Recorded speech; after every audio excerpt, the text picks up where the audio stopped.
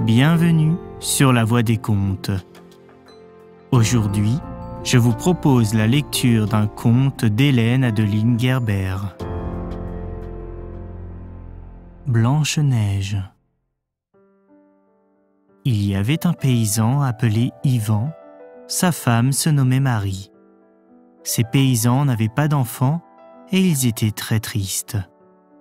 Un jour, en hiver, le paysan était assis à la fenêtre. Il vit les enfants du village qui jouaient dans la neige. Les enfants étaient très occupés. Ils faisaient une bonne femme de neige. Yvan dit à sa femme : « Ma femme, regardez ces enfants. Ils s'amusent. Ils font une bonne femme de neige. Venez dans le jardin. Amusons-nous à faire une bonne femme de neige. » Le paysan et sa femme allèrent dans le jardin et la femme dit : « Mon mari, nous n'avons pas d'enfant. Faisons un enfant de neige. »« Voilà une bonne idée, » dit l'homme. Et il commença à façonner un petit corps, de petites mains, de petits pieds. La femme façonna une petite tête et la plaça sur les épaules de la statue de neige. Un homme passait sur la route. Il le regarda un instant en silence, puis il dit : « Dieu vous aide. »« Merci, » dit Yvan. « Le secours de Dieu est toujours bon à quelque chose, » répondit Marie. « Que faites-vous donc » demanda le passant. « Nous faisons une fille de neige, » dit Yvan. Et en parlant ainsi, il fit le nez, le menton, la bouche et les yeux. En quelques minutes, l'enfant de neige était fini. Yvan la regarda avec admiration. Tout à coup, il remarqua que la bouche et les yeux s'ouvraient.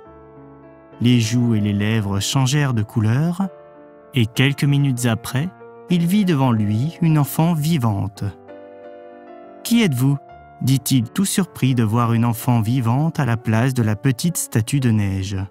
« Je suis Blanche-Neige, votre fille, » dit l'enfant. Et elle embrassa l'homme et la femme qui commencèrent à pleurer de joie. Les parents conduisirent Blanche-Neige dans la maison et elle commença à grandir très rapidement. Toutes les petites filles du village arrivèrent chez le paysan pour jouer avec la charmante petite fille. Elle était si bonne et si jolie. Elle était blanche comme la neige, elle avait les yeux bleus comme le ciel, sa longue chevelure dorée était admirable, et bien que ses joues ne fussent pas aussi roses que celles des autres enfants du village, elle était si douce que tout le monde l'aimait beaucoup. L'hiver se passa très rapidement et Blanche-Neige grandit si vite que quand le soleil du printemps fit verdir l'herbe, elle était aussi grande qu'une fille de 12 ou 13 ans. Pendant l'hiver, Blanche-Neige avait toujours été très gaie. Mais quand le beau temps arriva, elle était toute triste. La mère Marie remarqua sa tristesse et dit : « Ma chère enfant, pourquoi êtes-vous triste ? Êtes-vous malade ? » ?»« Non, je ne suis pas malade, ma bonne mère, » répondit l'enfant, et elle resta tranquille dans la maison. Les petites filles du village arrivèrent et dirent : « Blanche-Neige, venez avec nous, nous allons au bois cueillir des fleurs. »« Voilà une bonne idée, » dit Marie. « Allez au bois avec vos petites amies, mon enfant. Allez, et amusez-vous bien. » Les enfants partirent, elles allèrent au bois, elles cueillirent des fleurs, elles firent des bouquets et des couronnes, et quand le soir arriva, elles firent un grand feu. « Maintenant, Blanche-Neige, regardez bien et faites comme nous, » dirent-elles, et elles commencèrent à chanter et à danser. Elles sautèrent aussi l'une après l'autre à travers le feu. Tout à coup, elles entendirent une exclamation. « Ah !» Toutes les petites filles regardèrent, et un instant après, elles remarquèrent que Blanche-Neige n'était plus là. « Blanche-Neige, où êtes-vous » crièrent-elles.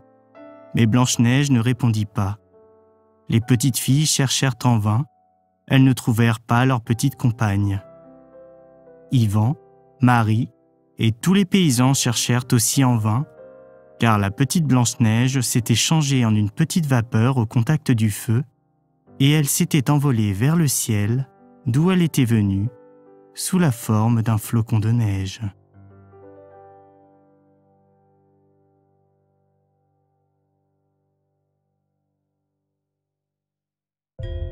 J'espère que cette lecture t'a plu. À très vite sur la Voie des Contes pour poursuivre ce voyage plein d'imaginaire et de découvertes.